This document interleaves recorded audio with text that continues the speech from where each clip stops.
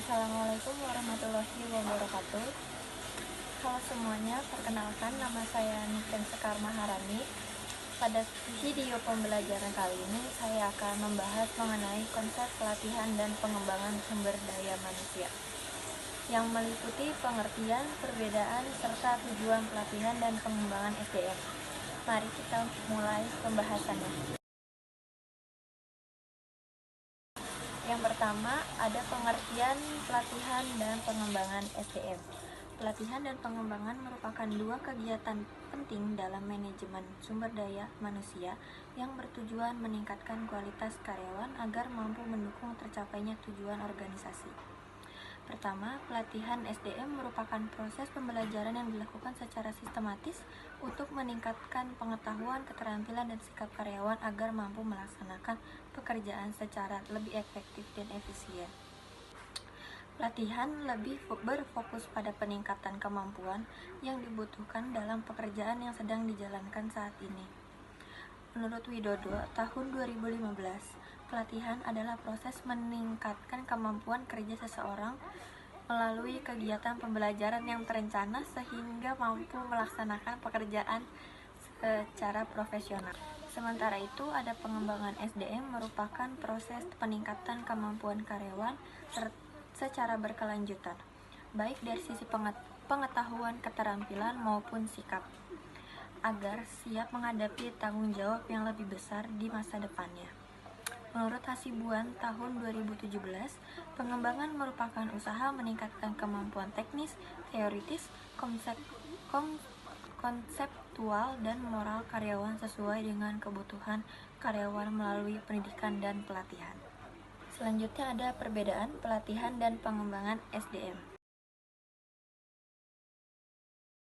Walaupun sering dianggap sama, pelatihan dan pengembangan memiliki beberapa perbedaan yang cukup mendasar. Yang pertama, perbedaan terletak pada tujuannya. Pelatihan bertujuan meningkatkan kemampuan kerja yang dibutuhkan saat ini, sedangkan pengembangan bertujuan mempersiapkan karyawan menghadapi tanggung jawab dan karir di masa depannya. Perbedaan kedua terdapat pada fokusnya. Pelatihan lebih menekankan pada keterampilan teknis yang berhubungan langsung dengan pekerjaan. Sebaliknya, pengembangan lebih menekankan pada kemampuan konseptual, manajerial, dan kepemimpinan. Dari sisi jangka waktu, pelatihan umumnya dilaksanakan dalam jangka pendek, sedangkan pengembangan dilakukan secara berkelanjutan dalam jangka panjang. Terakhir, sasaran pelatihan biasanya adalah karyawan operasional yang membutuhkan peningkatan keterampilan kerja, sedangkan pengembangan ditunjukkan kepada karyawan yang dipersiapkan untuk menduduki jabatan yang lebih tinggi di masa mendatang. Selanjutnya yaitu tujuan pelatihan dan pengembangan SDM. Selanjutnya kita membahas hal tersebut. Yang pertama ada tujuan pelatihan SDM. Pelatihan memiliki beberapa tujuan utama. Pertama, meningkatkan pengetahuan dan keterampilan karyawan agar mampu melaksanakan pekerjaan secara lebih profesional. Kedua, meningkatkan produktivitas kerja sehingga pekerjaan dapat diselesaikan dengan lebih cepat, tepat, dan efisien. Ketiga, memperbaiki kualitas hasil pekerjaan sekaligus mengurangi kesalahan kerja melalui pemahaman prosedur dan standar kerja yang benar. Itu juga membantu karyawan menyesuaikan diri terhadap perkembangan teknologi dan perubahan lingkungan kerja sehingga mampu memberikan kontribusi yang lebih besar bagi organisasi. Dan selanjutnya ada tujuan pengembangan SDM. Berbeda dengan pelatihan, pengembangan SDM memiliki orientasi jangka panjang. Tujuan pertama adalah meningkatkan kompetensi, pengetahuan, keterampilan, dan sikap kerja agar karyawan mampu menghadapi tantangan pekerjaan di masa depan. Kedua, yaitu mempersiapkan karyawan untuk menduduki jabatan lebih tinggi melalui pendidikan lanjutan, pelatihan kepemimpinan, mentoring, maupun coaching. Kemudian tujuan berikutnya adalah mendukung perencanaan karir karyawan sehingga mereka memahami jalur karir yang dapat ditempuh dan kompetensi yang perlu terus dikembangkan. Materi selanjutnya akan dibacakan oleh teman sekelompok saya. Sekian, terima kasih materi yang saya paparkan.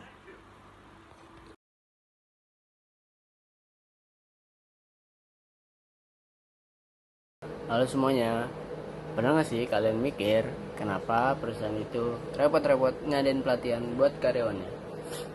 Padahal kan waktu masuk kerja mereka udah diseleksi ketat.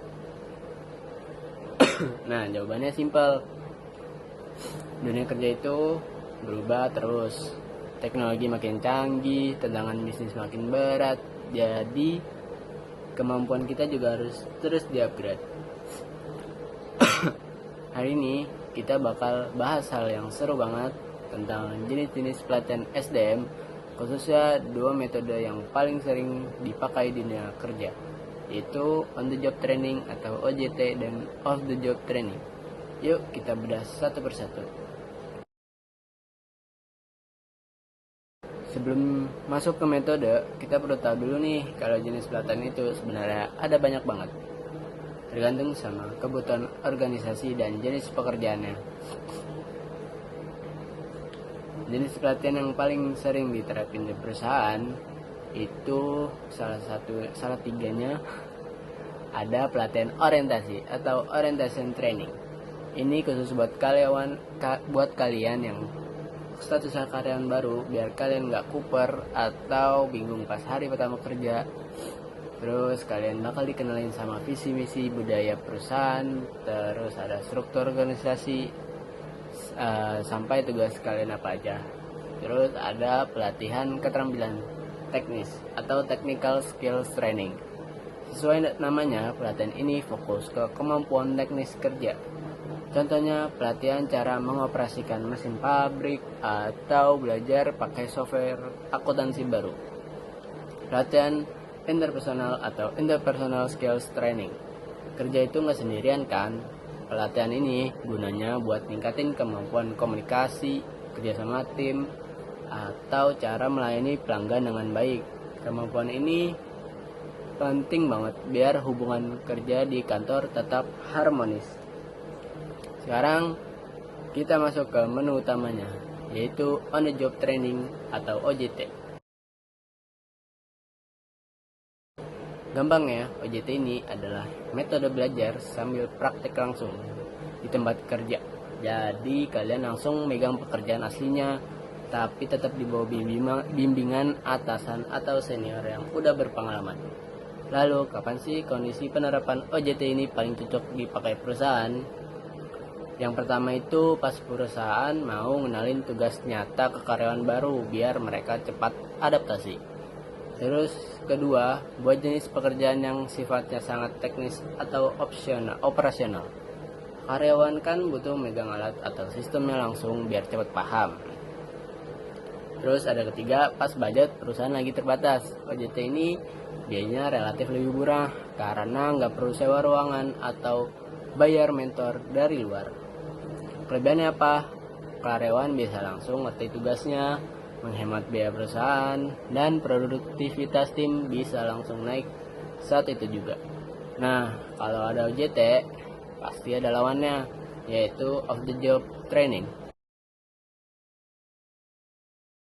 Kebalikan dari OJT, metode ini adalah pelatihan yang dilakukan di luar tempat kerja atau di luar rutinitas kerja sehari-hari.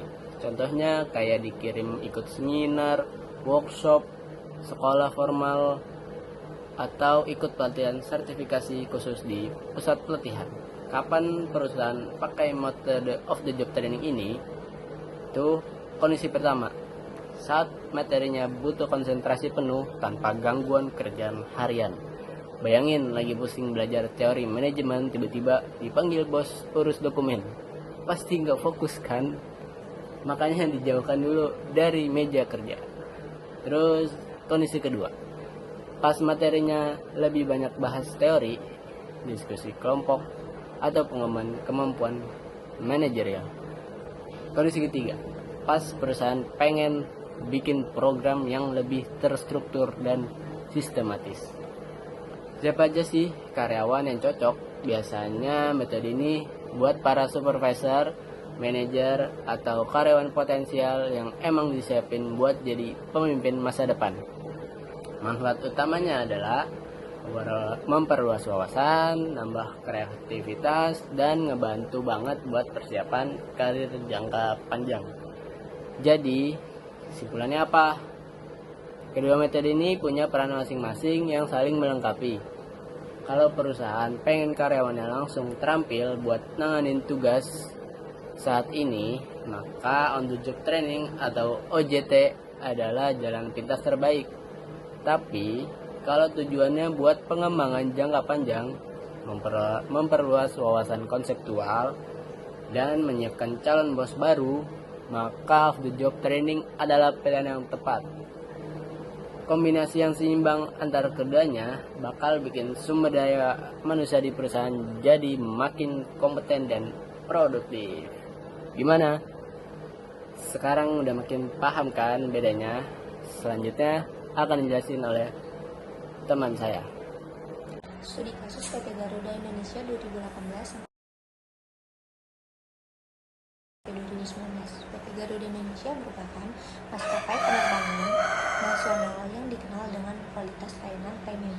Namun pada periode 2018 sampai 2019, perusahaan menghadapi berbagai tantangan seperti persaingan yang semakin ketat di industri penerbangan, tekanan kondisi keuangan perusahaan, serta tuntutan untuk mempertahankan standar keselamatan dan kualitas pelayanan yang tinggi.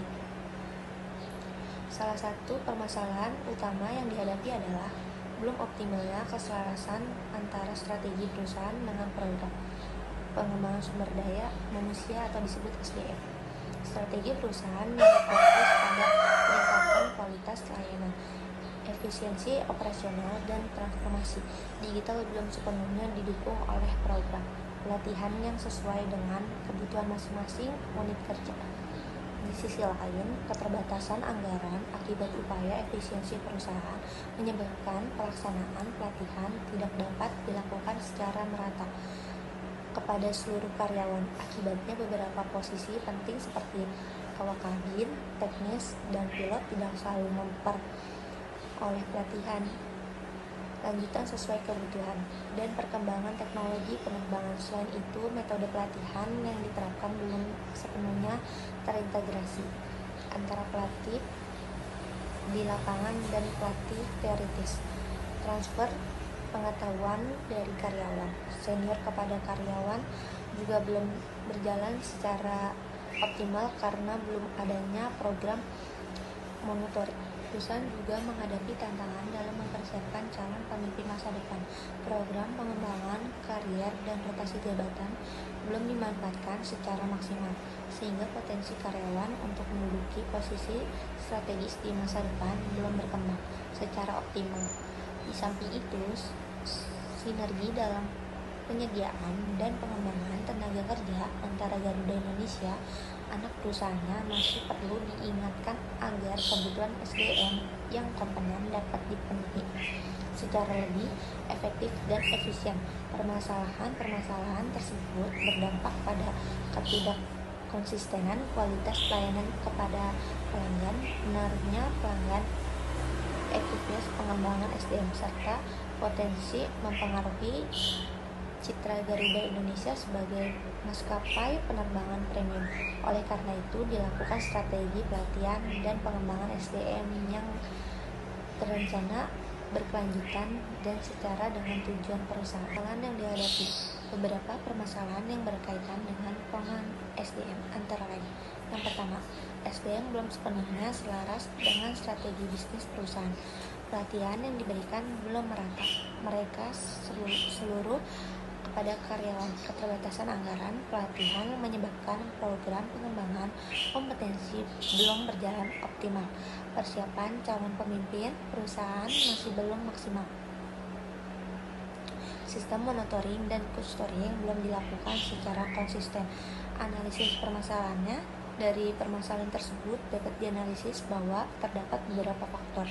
Yang pertama, menghambat efektivitas pengelolaan SDM, yaitu kompetensi karyawan yang belum merata di berbagai unit kerja, kurangnya program coaching dan monitoring yang berkelanjutan, pengembangan talenta dan kondisi kepemimpinan yang belum terstruktur dengan baik. kurangnya sinergi antara kebutuhan perusahaan dengan program pengembangan SDM, belum optimalnya kolaborasi antara perusahaan dan lembaga pengembangan profesional. Dampak permasalahan: jika permasalahan tersebut tidak segera ditangani, maka dapat menimbulkan beberapa dampak negatif, seperti contohnya yang pertama, kualitas layanan kepada pelanggan menjadi tidak konsisten, tingkat kepuasan pelanggan menurun, produktivitas karyawan kurang maksimal, daya saing perusahaan berkurang, dan reputasi atau citra perusahaan berpotensi mengalami penurunan. Solusi yang diterapkan PT Garuda Indonesia untuk mengatasi berbagai tantangan tersebut, perusahaan dapat menerapkan beberapa strategi pengembangan SDM sebagai berikut. Yang pertama, menyesuaikan program SDM dengan strategi perusahaan.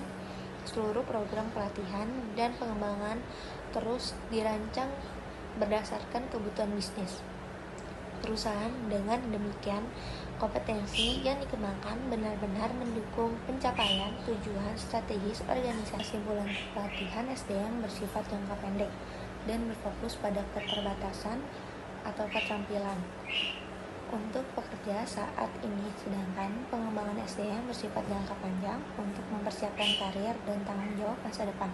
Berdasarkan kasus PT Garuda Indonesia, program keduanya harus selaras dengan strategi perusahaan.